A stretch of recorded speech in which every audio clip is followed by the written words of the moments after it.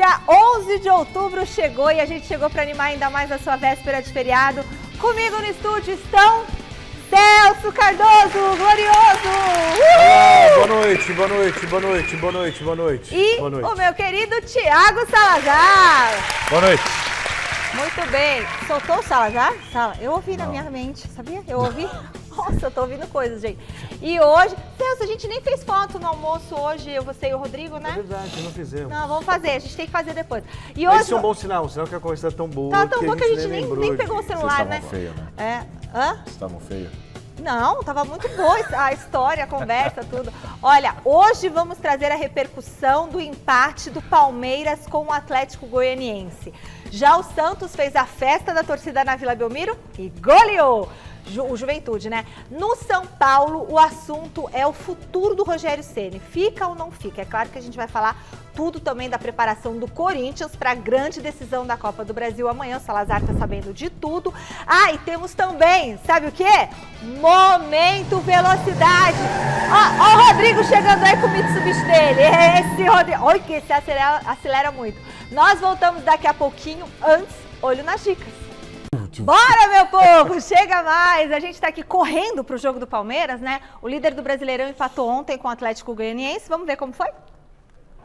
Líder isolado do campeonato, o Verdão caminha a passos largos rumo ao 11º título do Brasileirão e de quebra a uma inédita campanha de invencibilidade como visitante no mais importante campeonato do país na era dos pontos corridos.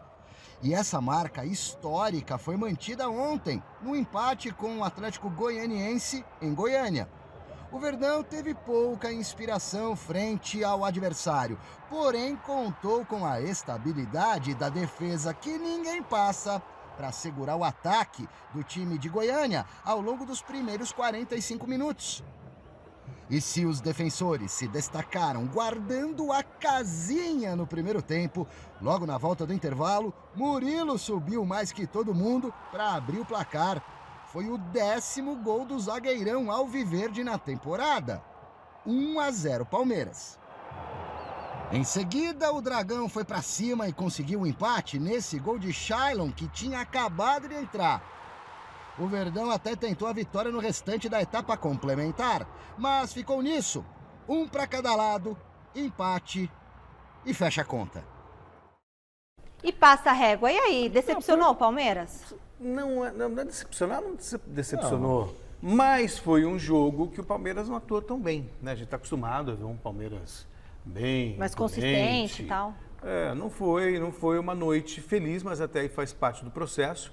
Não altera em nada a caminhada rumo ao título e também nem preocupa o torcedor palmeirense. Já está consolidado. Consolidado. É isso que eu ia falar, vocês falaram de decepção, eu não considero decepcionante. O Palmeiras não fez uma partida brilhante? Não fez uma partida brilhante.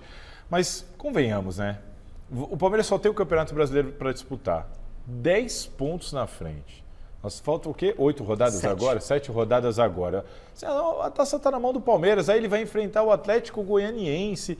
Não adianta achar que os caras vão entrar em campo como se estivesse jogando no Allianz Parque contra o Corinthians, por exemplo. Não vai. Então, assim, eu acho extremamente compreensível o Palmeiras não ter tido uma atuação brilhante. Mesmo assim, fez um gol, saiu na frente e poderia ter feito outros ali. Para mim, o ponto negativo do Palmeiras foi na marcação, principalmente pelos lados. O Atlético chegou... O Dudu chega livre aí para fazer. Ele chegou bem por ali. E o Everton que foi mal, né? O Everton foi mal naquele lance que ele sai do gol, ele é salvo pelo Gustavo Gomes. E depois, para mim, ele falha nesse gol aí, quando ele espalma a bola para o meio ali, não consegue segurar, enfim. O Everton, para mim, foi o ponto negativo. Mas mesmo assim... um Palmeiras tranquilo, um empate que mantém o Palmeiras invicto fora de casa.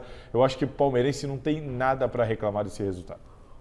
Não tem mesmo. Muito bem.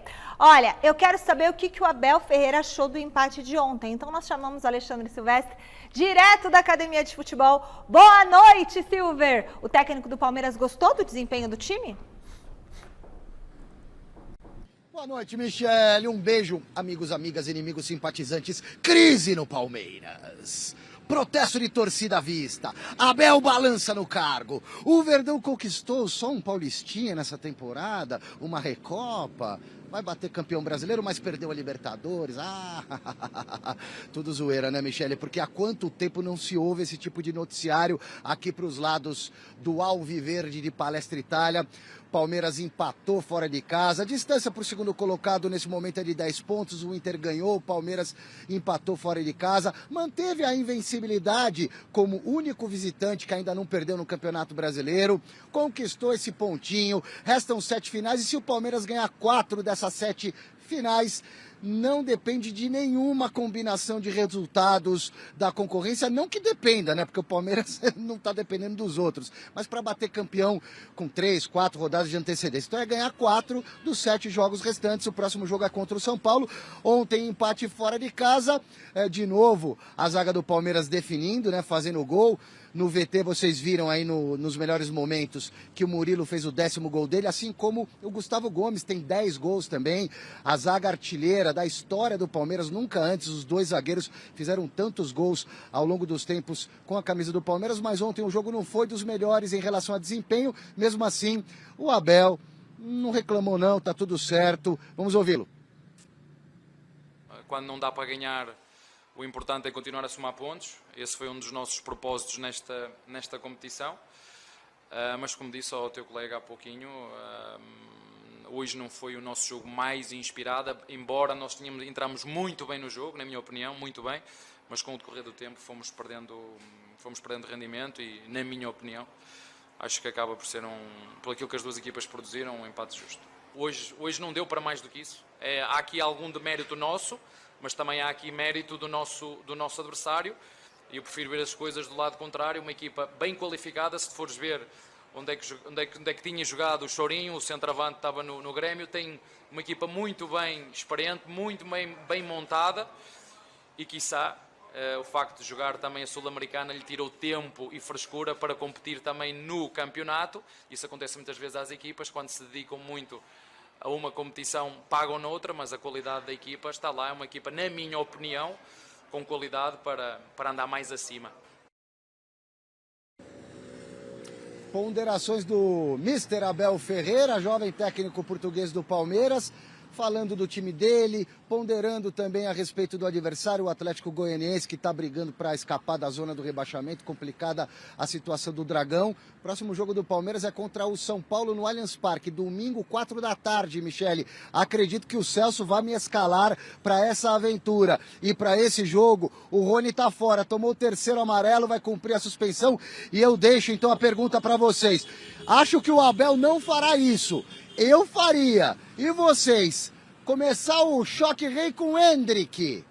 O Rony tá suspenso, põe o moleque pra jogar desde o começo. Agora põe no segundo tempo, então, só. O que você faria, Celso? Eu manteria o que está sendo feito. Aos poucos.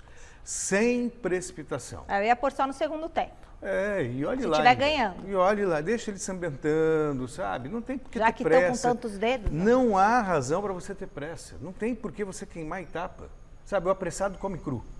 Então, calma. Você comeu atum hoje?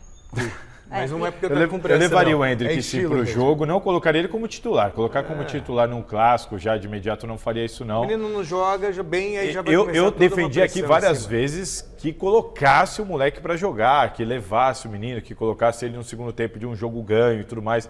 Acho que demorou um pouco demais para isso. Eu tô com o Silvestre nesse sentido de pôr para jogar. Agora, ser titular no clássico agora, não, ainda não. Aí se o Palmeiras for campeão com antecedência, aí sim dá até pra... Não fez na temporada passada. É isso, aí dá para fazer. Agora ainda não. Agora, eu tô com o Abel ali do que ele falou, até já tinha comentado aqui antes. É um jogo que o Palmeiras não teve nos seus melhores dias, mas, sem nenhuma crise e nenhuma dúvida que os jogadores terão uma atitude, uma postura, um ânimo, tudo muito diferente agora no clássico contra o São Paulo. Nenhuma dúvida, é claro. Você está 10 pontos na liderança, o campeonato está na mão. Você vai jogar lá em Goiás contra o Atlético Goianiense. Não adianta achar que o jogador vai jogar do mesmo jeito que vai entrar em campo agora contra o São Paulo. Então, tudo dentro da normalidade. O palmeirense só esperando a hora de erguer a taça. Outro clube paulista que entrou em campo ontem foi o Santos. Dá uma olhadinha na reportagem do José Paes lá na Vila Belmiro. Se a gente pudesse contar a história do jogo entre Santos e Juventude, recorrendo aí a alguns números, essa história ficaria mais ou menos assim, ó. A partida de ontem na Vila Belmiro foi a quinta do Santos, sob o comando do Orlando Ribeiro. E a primeira, o jogo de estreia do garoto boliviano Miguelito, joia de apenas 18 anos da base santista. Fiquei muito feliz em poder estrear no Santos, é um sonho que eu tinha desde criança. E nada, vou continuar trabalhando para conseguir mais oportunidades aqui no Santos. E apesar dessas duas ótimas finalizações do Juventude que você tá vendo agora, foi o Peixe quem abriu o placar graças a esse chutaço de prima do Lucas Braga. 1-0. Depois do intervalo, o Marcos Leonardo teve duas chances bem boas para fazer o segundo. A primeira ele perdeu. A segunda, aproveitando a assistência do Ed Carlos, não dava para perder não, né? Golaço, 2-0. O terceiro do Peixudo saiu da cabeça do Madison. Madison que, aliás, estava voltando de lesão ontem. E o quarto gol santista foi marcado pelo Lucas Braga. Detalhe para o passe preciso do Ângelo para o meio da área. O Juventude até diminuiu com o Bruno Nazário, mas ficou nisso mesmo. 4-1 Santos e vitória de número 3.227 da história do clube.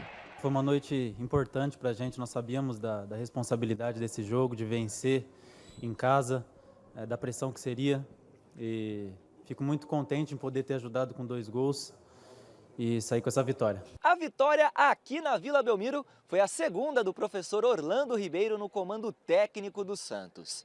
Aos pouquinhos, o treinador vai encontrando aquele que ele acredita ser o time ideal do Peixe para a sequência da temporada. Uma vitória com um saldo de gols desse, traz confiança e eles sabem que eles são capazes, né? Então isso daí eu acho que ajuda muito para os próximos jogos. Sou eu. Falem, pode continuar. Vocês vai direto? Debatam. Concluam. Não, eu vou falar assim, está na hora do São Paulo aqui no Gazeta Esportiva, o Osmar... então eles podiam ter falado. Por que vocês me chamam? Falam, Debatam. Eu já estava pronto para falar. Mas eles não debateram. Foi uma vitória importantíssima do Santos. Para dar um pouquinho mais de moral. Sim. Abre 10 pontos de vantagem para o Cuiabá, que é o primeiro ali em cima da zona do rebaixamento. Sim. Então, ou seja, deixa esse fantasma da segunda divisão, porque eu não estava preocupado com ele, mas enfim, sempre tem alguém que fala de rebaixamento mais distante, não ameaça. E deixa o Santos também não creio que vai brigar para o Libertadores da América, mas pode sonhar. Se o São Paulo pode sonhar com vaga no que todo mundo chama de pré-Libertadores, o Santos também pode. Sim.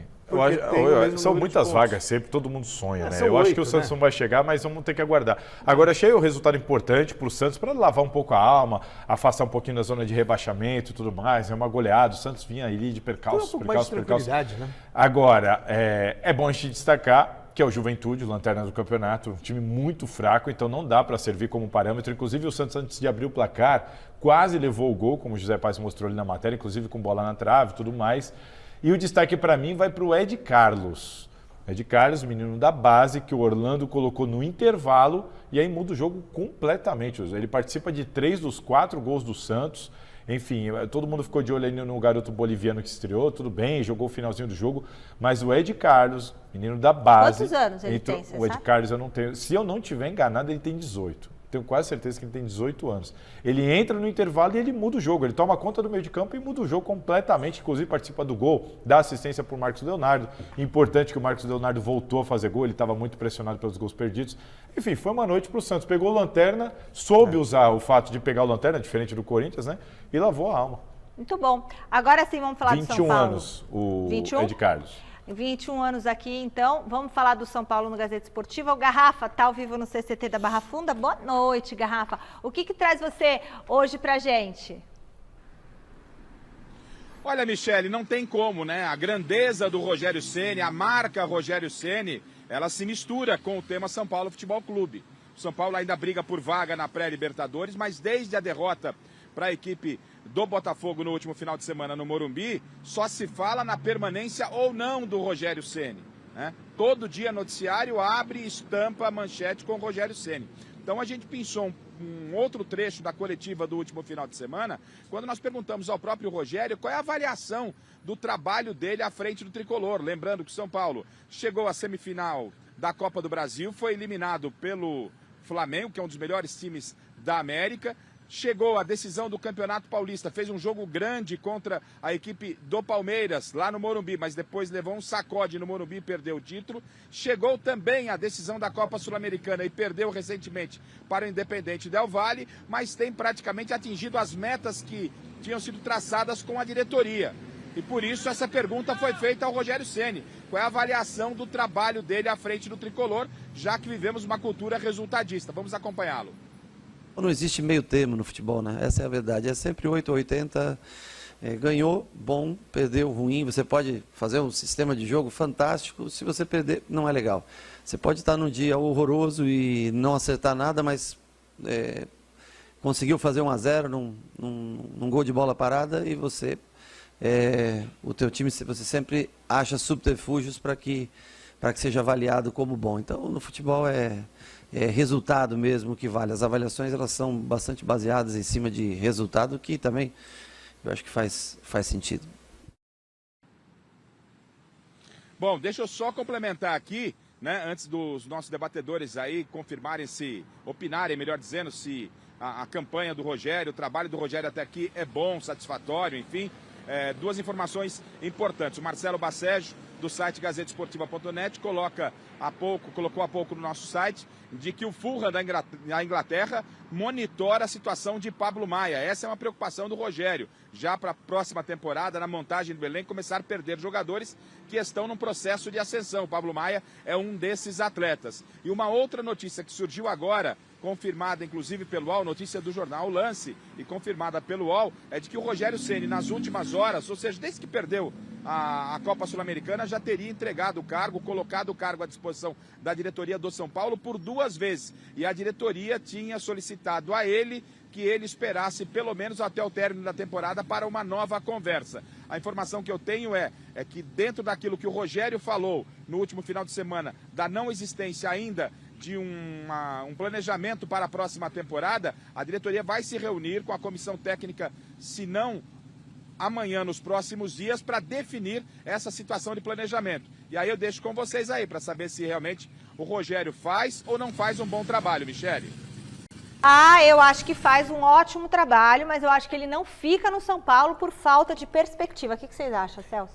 Eu concordo com você em partes, em outras palavras eu concordo contigo. Eu acho que o trabalho dele é regular. É regular. É um bom trabalho. É regular. Assim, de médio para bom. Não eu falei o quê? Que ele fez não o quê? É ser um bom trabalho. Para mim, falei ótimo, ele não chega a ser. Para mim não chega a ser um trabalho regular. Até pelo que ele tem. Eu acho que quando a gente viu o São Paulo nas Copas, a gente viu o São Paulo ir mais longe do que pelo menos eu imaginava. Em termos de... Só que a derrota na final da Sul-Americana foi um vexame. E a campanha no Campeonato Brasileiro, para mim, é outro fracasso dos grandes. E aí, quando o Rogério fala da maneira como... Claro que ele fala de uma maneira geral, mas não é dentro daquilo, por exemplo, que eu estou acostumado a avaliar. Tanto que eu questionei quando ele disse que se eu perder do Independente Del Valle, eu vou embora. Como se o trabalho pudesse ser medido, mensurado só por um jogo. E eles lutam para que não seja assim. Então, por exemplo, quando eu falo que é um trabalho regular, ficou um discurso contraditório. Eu posso dizer o seguinte, os resultados que o São Paulo conquistou na temporada, alguns foram surpreendentes. Chegar a uma final de Copa do Brasil, chegar a uma final de Sul-Americana, ponto. Né? O Campeonato Brasileiro... Eliminou o Palmeiras, tudo bem. Chegar numa final de Campeonato Paulista...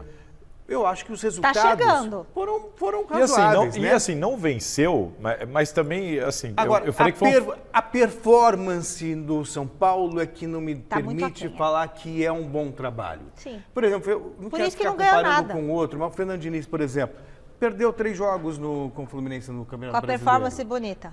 Mas perdeu igual, aí também perdeu igual, hein? Sim, tudo bem, agora mas estou dizendo de futebol jogado. Sim. Agora, sobre as declarações que o Rogério Ceni tem dado, que o Garrafa trouxe, dele dando essa incerteza se fica ou se não fica, e tem muita gente criticando, o Rogério não tem que falar isso, está falando em público. O que eu entendo disso é o Rogério pressionando a diretoria.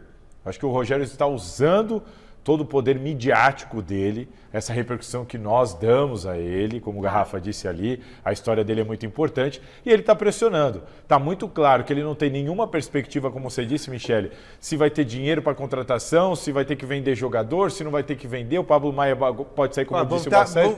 Eu acho que ele está percebendo assim. Na venda. Eu acho que ele está percebendo assim, bom, desse jeito aqui eu vou embora. Então vou começar a expor agora, porque aí ou vocês se coçam para me entregar um planejamento, ou então já fica muito claro que eu estou fora. Eu acho que ele está pressionando a diretoria a se mexer. Porque o que o Rogério está dando a impressão não tem planejamento nenhum para 2023. E muito rapidamente. Está à deriva. É isso que ele está dando a impressão. E muito rapidamente, me desculpem, mas um clube como São Paulo, ele não pode pautar o planejamento se a equipe vai terminar em 8º e garantir uma vaga na Libertadores, ou se vai terminar em 9º e vai disputar a Sul-Americana. Não pode ser assim. E não dá para esperar chegar dezembro. Claro que não. Eu acho que São Paulo a impressão que eu tenho é que o Rogério está pressionando isso. Olha, vamos Sul-Americana, tem que fazer um São Paulo forte. Ele quer ter um mínimo assim de noção. O que eu vou ter? Vou ter dinheiro para contratação? Vai ter que vender jogador? Como é que vai ser? A impressão que dá é assim, ele está à deriva, então ele está pressionando. Se for desse jeito, eu estou fora. Essa é a impressão que eu tenho quando eu vejo o discurso do Rogério. Ele quer uma resposta, igual o corintiano quer uma resposta do VP. Ele quer um planejamento, ele quer entender o que ele vai fazer. Eu já faço uma outra leitura.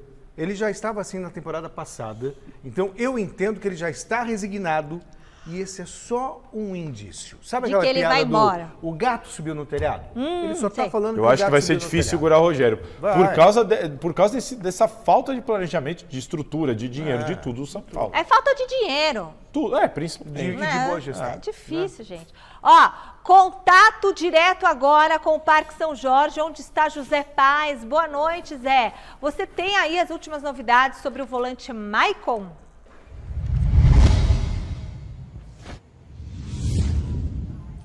Fala, Michele, beijo pra você aí, abraço pra todo mundo que vai acompanhando mais uma edição do Gazeta Esportiva. Pois é, o volante Maicon, o que acontece? Ele estava machucado, teve uma lesão séria no pé, né? Acabou ficando muito tempo fora do Corinthians, se machucou no comecinho ali do mês de agosto, depois ficou 14 partidas sem atuar pelo Timão e voltou a jogar, entrou em campo na partida contra o Atlético Paranaense no último sábado, vitória do Timão lá na Neoquímica Arena pelo placar de 2-1. Maicon acabou entrando nessa partida e foi muito bom pro Maicon, porque ele pôde retomar aí o seu trabalho normalmente antes de um jogo super importante para o Corinthians, amanhã contra o Flamengo, primeiro jogo aí da grande decisão da Copa do Brasil, também lá em Itaquera, lá na Neoquímica Arena. Então foi bom para ele readquirir um pouquinho de ritmo de jogo antes desse primeiro duelo aí da finalíssima da Copa do Brasil. E na zona mista, depois desse jogo contra o Atlético Paranaense, muito foi perguntado para o Maicon aí sobre esse retorno dele, sobre se ele se vê como titular nessa partida diante do Flamengo que acontece amanhã na Neoquímica Arena, e o Maicon conversou com os jornalistas justamente sobre este tema. Vamos conferir o volante do Timão agora aqui no Gazeta Esportiva. Eu vinha conversando com o pessoal que seria importante eu participar de algum minuto antes de um jogo decisivo como a final. Eu sei que as minhas melhores condições ainda vão ser mais para frente, né? Talvez no segundo jogo, mas eu acho que se pensam em me utilizar algum minuto numa final, acho que seria interessante entrar um pouquinho antes para a gente entender, né? Voltar a sensação novamente de ser relacionado, voltar a entrar em campo, a sentir um contato de jogo, porque treino é bastante controlado, o jogo a gente não sabe o que espera, então a gente tem que ter essa confiança. É claro que jogador quer jogar, seria uma coisa muito ruim da minha parte se eu não quisesse também, mas eu sei que a equipe sabe do que precisa, o Mister sabe do que a equipe precisa para tentar superar o Flamengo aqui dentro de casa. E eu vou me deixar à disposição, é claro que tem todos os dados, todas as informações que eles precisam para saber a minutagem que eu posso jogar, mas eu vou me deixar à disposição para se precisar de 45, 90, quanto quer que seja, para ajudar a equipe.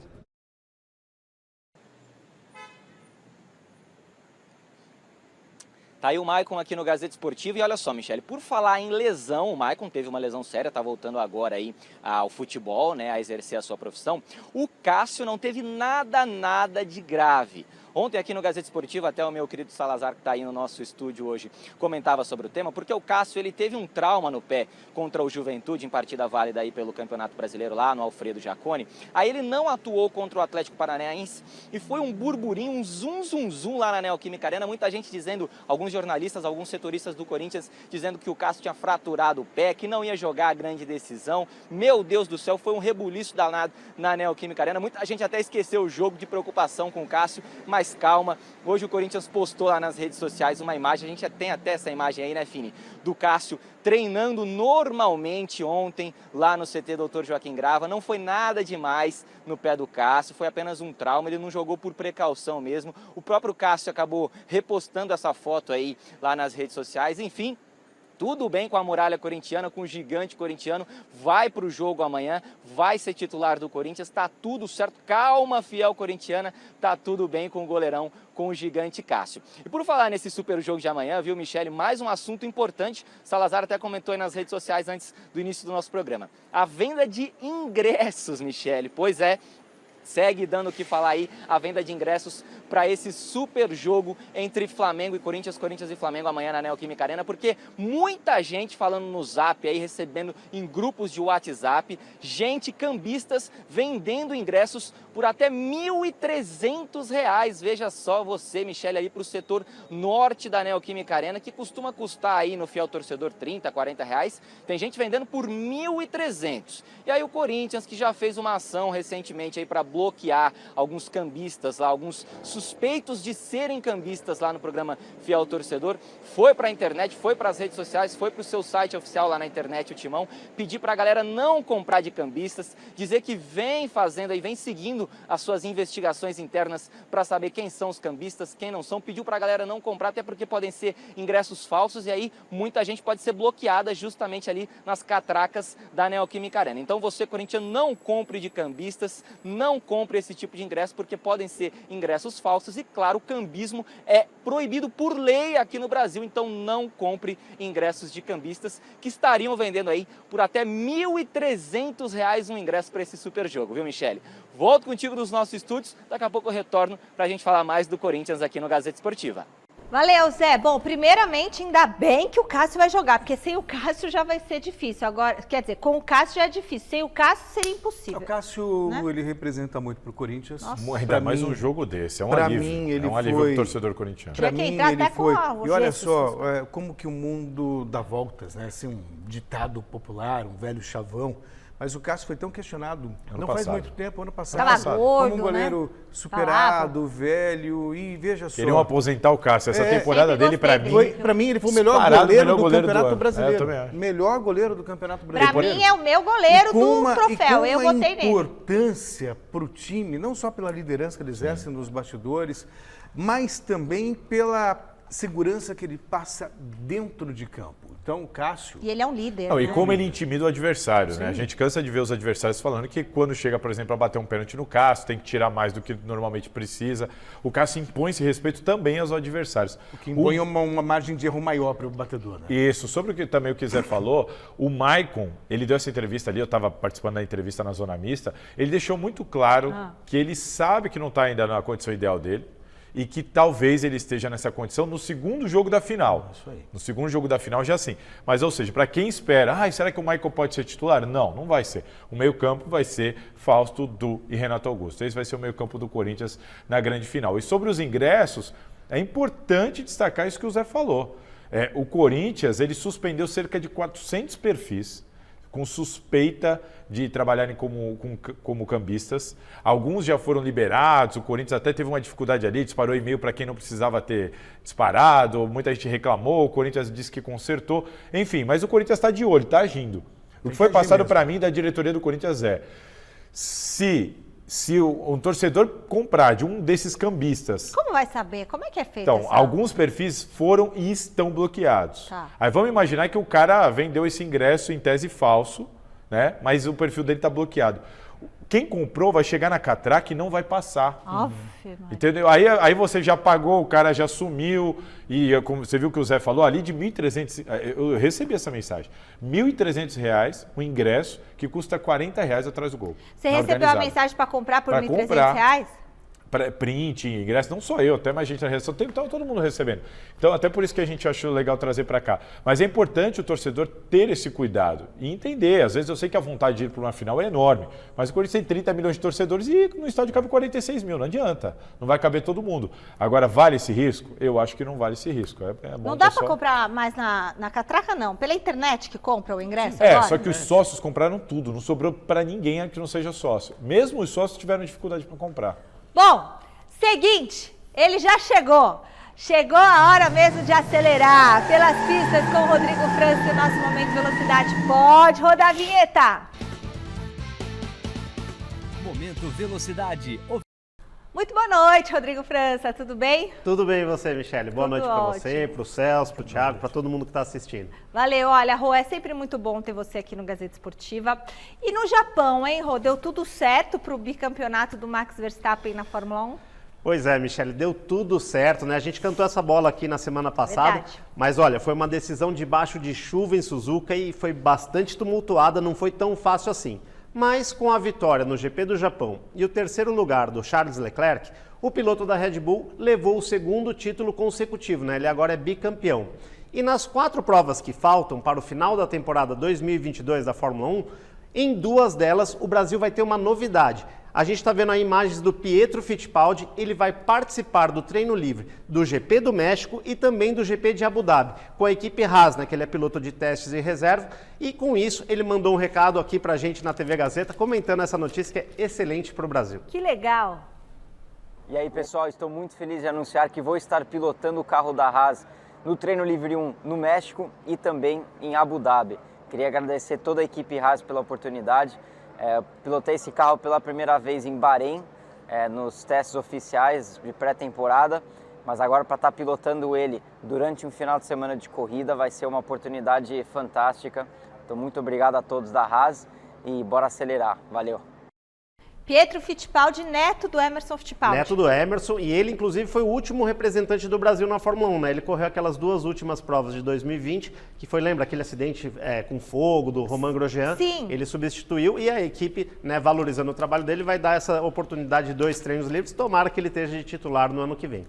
E por falar no Pietro, ele e o irmão dele, o Enzo Fittipaldi, lançaram uma escolinha de kart aqui no Brasil e olha só, já tem aluno de 8 anos de idade que vai participar do Campeonato Brasileiro de Kart em Itu. É o Campeonato Brasileiro Profissional, não é o amador que a gente mostrou, não. Olha! Ele é o Vicente da Silva, que só tem, né, 8 anos de idade e além de acelerar muito, ele é super carismático e já conta com mais de 200 mil seguidores nas redes, né? Que ele tem um estilão todo diferente, vocês vão ver aí por quê. Ele mandou um vídeo, né, o piloto da categoria Mirim, aqui para a TV Gazeta e dá só uma olhada nessa figura que pode ser campeão brasileiro de kart.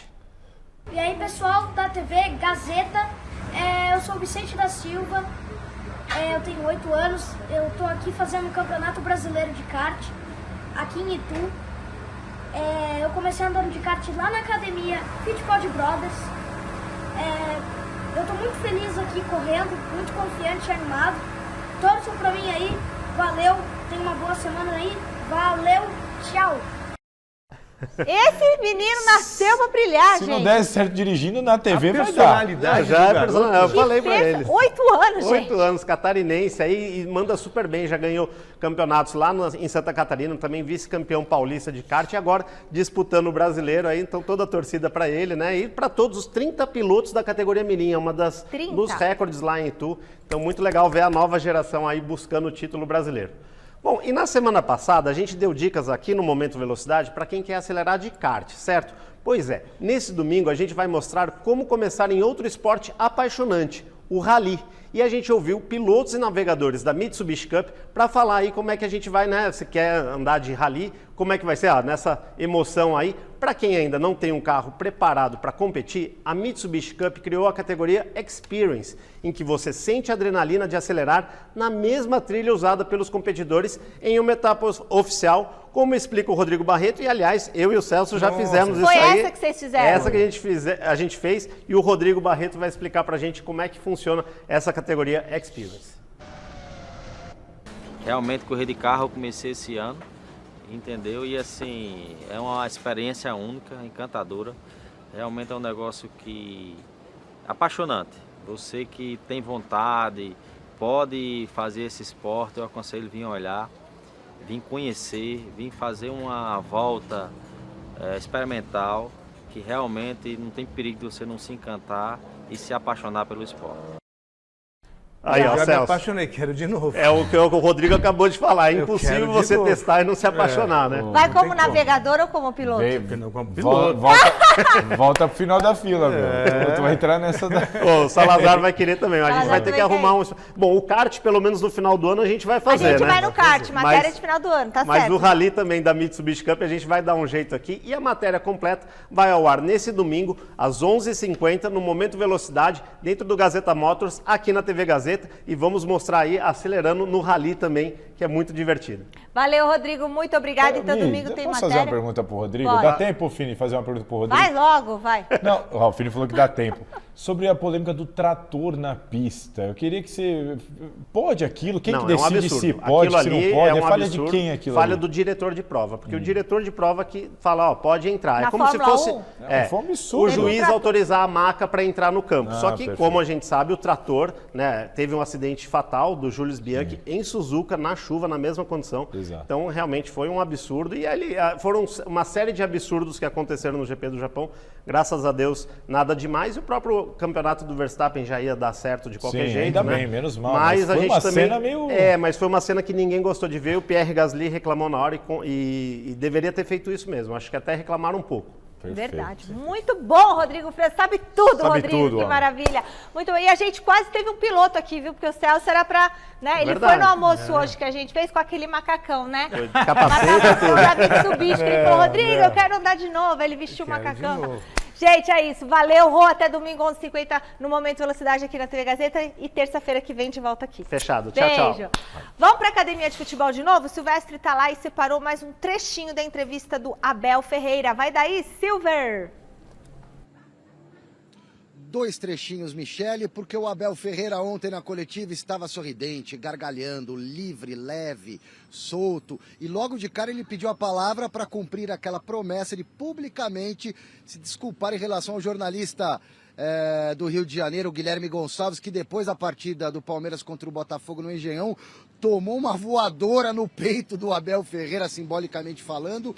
O Abel confirmou o que o jornalista já havia declarado, que ligou para ele, conversou, olhando, chamada de vídeo, não havia entendido direito a pergunta, havia confundido até o Guilherme com outro jornalista que estaria atravessado na goela do Abel Ferreira.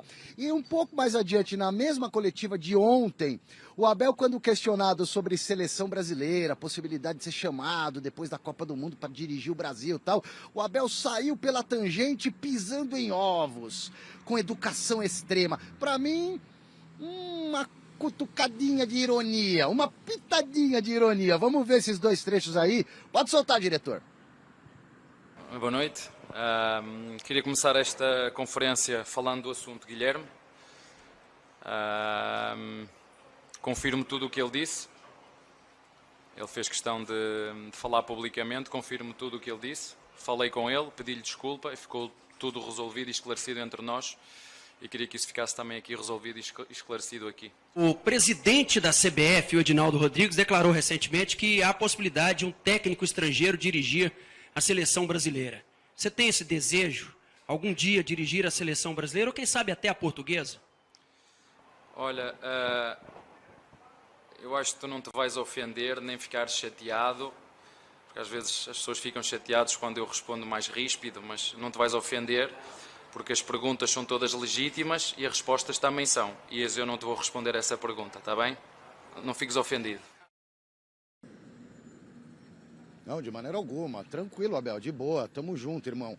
Ó, Michele, o Abel comanda o time amanhã no treinamento, o primeiro, visando preparação para o jogo contra o São Paulo aqui na academia. Então o treino começa amanhã, se estende ao longo da semana. O jogo é domingo, 4 da tarde, Allianz Parque. Mais de 30 mil ingressos vendidos e o Rony suspenso tá fora. Beijo. Ai, beijo, Silvia, mas de novo, gente, eu não entendo por que o Abel... Fala você. Não, porque, o Abel, olha... agora acho que ele foi mais cuidadoso, mas aquela coisa toda. Não quero segurando ofender. Aqui, viu? Porque... Você não tem nenhum problema em falar assim, prefiro não falar sobre isso. Não é essa a questão, não é isso que ofende um repórter. O que ofende um repórter é você ser truculento no tom. É tom, simplesmente o tom, a postura. Ele pediu desculpas, está tudo certo, está tudo bem e o assunto é encerrado. Não precisa. Agora eu não entendi ele não querer responder sobre a seleção. Eu acho que é o jeito de falar. Não, mas eu não Dá entendi. pra voltar não, ele não, acho que ele não quer. Eu não estou dizendo que ele foi grosso, nada disso. Assim, ele Eu achei que ele foi. Ele não foi. Ele preferiu não entrar em... Não sei, ele não quer externar a opinião der pra dele. Voltar, a gente Porque vai, ele não quer que a opinião dele seja divulgada. Mas aí eu entendo. Se ele fala que ele quer, vai dar uma baita repercussão. A Abel vai querer ir para a seleção, quer ir para a seleção. Pera um pouquinho. Mas, por exemplo, se ele fala que não quer... Mas um repórter, por exemplo... Vamos falar assim, nossa, tá desprezando a seleção. A gente vai ver, pra a gente avaliar o tom do Abel. Se ele foi grosso, se ele desmereceu ou não a pergunta feita do repórter que está no exercício de sua profissão. Vamos ver. Boa noite. Queria começar esta conferência falando do assunto Guilherme. Confirmo tudo o que ele disse. Ele fez questão de falar publicamente, confirmo tudo o que ele disse. Falei com ele, pedi-lhe desculpa e ficou tudo resolvido e esclarecido entre nós. E queria que isso ficasse também aqui resolvido e esclarecido aqui. O presidente da CBF, o Edinaldo Rodrigues, declarou recentemente que há a possibilidade de um técnico estrangeiro dirigir a seleção brasileira. Você tem esse desejo, algum dia, dirigir a seleção brasileira ou quem sabe até a portuguesa? Olha, eu acho que tu não te vais ofender nem ficar chateado, porque às vezes as pessoas ficam chateadas quando eu respondo mais ríspido, mas não te vais ofender, porque as perguntas são todas legítimas e as respostas também são. E eu não te vou responder essa pergunta, está bem? Não fiques ofendido. Ele não Bom, foi. Eu achei que ele... Ele só não quer responder. Tá bom, vai, tudo bem. Não quis responder. Eu só não entendi porque que ele não quer responder. Inclusive, o repórter colocou até a opção da seleção portuguesa. Sim, mas ele podia falar, eu tenho um sonho de dirigir a seleção do meu país, sei lá. Mas qualquer coisa que ele venha responder, se tratando de Abel Ferreira, no atual momento vai repercutir. Ele então podia eu falar acho que isso. ele não quer tirar o foco do Palmeiras. Eu também não vi nada demais, vi nenhum problema. Eu só achei curioso o fato dele não querer responder um assunto tão simples. Acho que ele podia falar, olha, a seleção de Portugal gostaria assim de dirigir. Até o Guardiola já falou que queria treinar o Brasil, não veio? Mas a seleção do Brasil é melhor eu não falar nada, porque senão vai dar muita repercussão. Mas eu sou totalmente contra chamar o Abel Ferreira para treinar a seleção brasileira, porque... Eu também, viu? Porque eu acho assim, para vir um estrangeiro treinar a seleção brasileira, tem que ser um cara muito acima da média. Então, por exemplo, quando cogitaram o Guardiola, eu fui a favor. Sim, claro. Muito acima da média. E tudo bem. Nós vamos lá fora buscar, porque o cara é muito acima da média. É o melhor. Aí, tudo bem. É o melhor, o Guardiola? É o melhor. Eu acho assim, o Tite, pra mim, tá na primeira prateleira de técnico. O Tite vai sair. Pô, vamos trazer o Guardiola? Pô, tudo bem. Okay. Agora, trazer o Abel Ferreira, que faz um ótimo trabalho, mas em termos de futebol, de inovação, nada diferente do que a gente já viu por aqui, do que o Tite já fez, inclusive, melhor, até do que o Carille já fez. Não tô falando de título de Libertadores, tô falando de jeito de jogar, né? De maneira como o time joga, se comporta em campo. Então, assim, Muricy também já fez times bons assim. Sim, o problema é pagá-lo. Então, assim, não vejo Abel Ferreira como candidato, pelo menos na minha opinião, a técnico de seleção brasileira.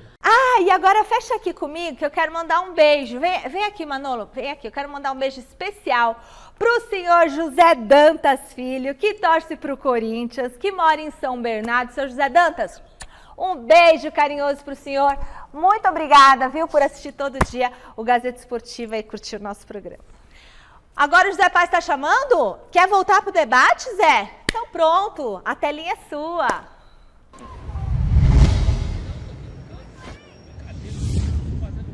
Bora falar um pouquinho mais de Corinthians aqui no Gazeta Esportiva, agora trazendo uma palavrinha aí do Vitor Pereira, do grande comandante corintiano, que depois da vitória para cima do Atlético Paranaense no último final de semana lá na Neoquímica Arena, já falou, claro, sobre essa finalíssima, esse primeiro jogo da final da Copa do Brasil, que acontece amanhã também lá em Itaquera, na Neoquímica Arena. Todo mundo só fala desse jogo, a Fiel só fala dessa super partida que começa a ser decidida, a Copa do Brasil começa a ser decidida amanhã entre Corinthians e Flamengo. Vamos ver o que disse o VP sobre esse jogo.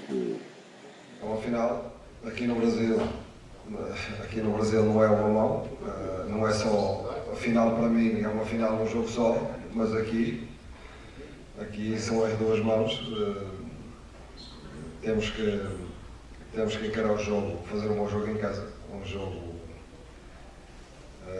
no nosso maior nível, no nosso melhor nível, contra uma equipa que tem argumentos, de facto, tem argumentos, mas nós também temos, e jogar aqui em Itaquera não é fácil, jogar aqui dentro da nossa torcida não é fácil. Portanto,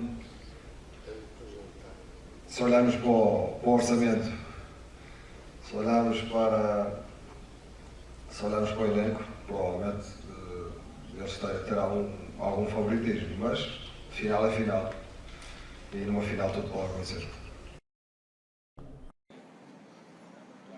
Calma, VP, que orçamento não entra em campo. Vamos ver o que acontece amanhã nesse primeiro jogo da final aí lá na Neoquímica Arena. O time do Corinthians a gente já sabe mais ou menos qual que deve ser, qual que deve entrar em campo para pegar o Flamengo amanhã lá em Itaquera. Mas existe um mistério aí, uma dúvida, pelo menos pra gente aqui da imprensa e também pra fiel corintiana.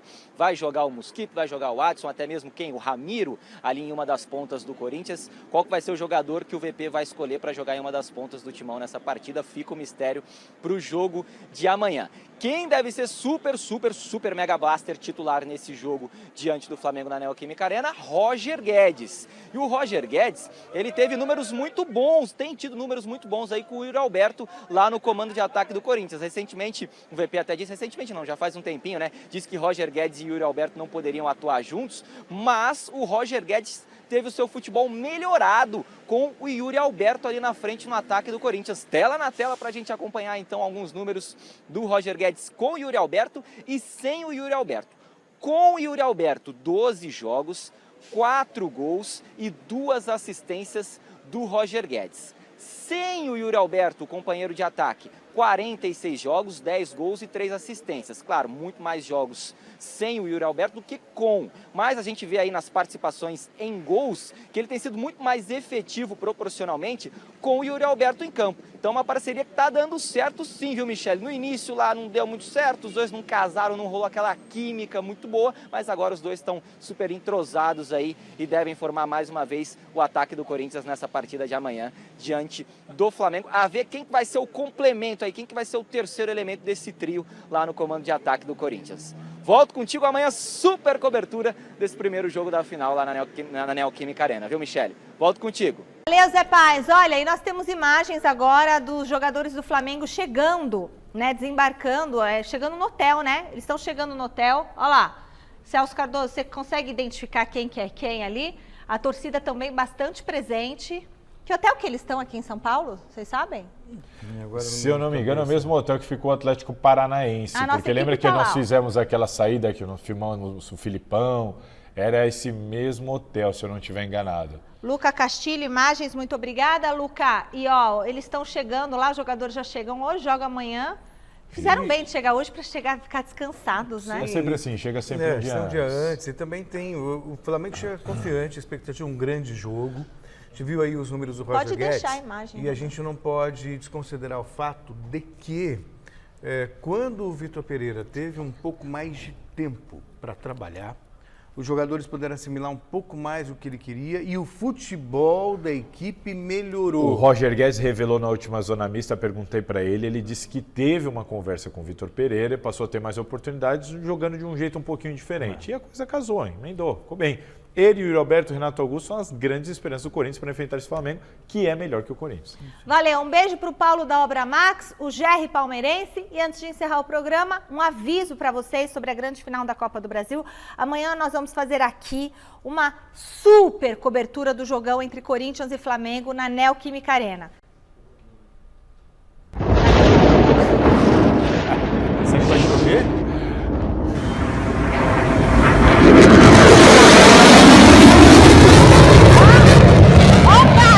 Ó o caça, tem caça, tem raio, tem trovão, tem tudo. É claro que amanhã... Faça o caça de novo. Dá pra soltar o caça de novo?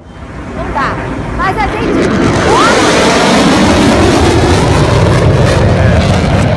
Amanhã... nele que nós vamos pra Itaquera amanhã você tá lá? Amanhã você tá lá. E na outra você tá lá. Ana Raio. E Zé Trovão. Não vem com esses papos. Posso dar uma última informação? A Conmebol anunciou que vai ter VAR desde o primeiro jogo da Libertadores da Sul-Americana a partir do ano que vem.